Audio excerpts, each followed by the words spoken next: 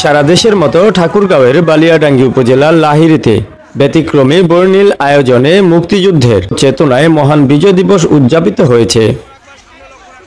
মুক্তিযোদ্ধা স্মৃতিস্তম্ভে পুষ্পস্তবক অর্পণ, মুক্তিযোদ্ধাদের সংবর্ধনা আলোচনা সভা, শোভাযাত্রা, র্যালি এবং সাংস্কৃতিক অনুষ্ঠানের মাধ্যমে দিনব্যাপী বিভিন্ন কর্মসূচি পালন করা হয়। সোমবার 16 ডিসেম্বর সকালে বালিয়াডাঙ্গি উপজেলা লাহিড়ী আঞ্চলিক শাখার উদ্যোগে মহান বিজয় দিবস উদযাপনের কার্যক্রম শুরু হয়। হুমায়ুন কবিরের সঞ্চালনায় এই সময় উপস্থিত ছিলেন বাংলাদেশ জাতীয়তাবাদী দল ঠাকুরগাঁও জেলা সাংগঠনিক সম্পাদক আবু হায়াত নূর নবী ও 1 নং পারিয়া ইউনিয়ন বিএনপির সভাপতি জিল্লুর রহমান ও লাহিড়ী বহুমুখী উচ্চ বিদ্যালয়ের প্রধান শিক্ষক। তাছাড়া আরও উপস্থিত ছিলেন জনাব ফজলুল ইসলাম হিরু, সহসভাপতি বাংলাদেশ জাতীয়তাবাদী দল বিএনপি বালিয়াডাঙ্গি উপজেলা শাখা।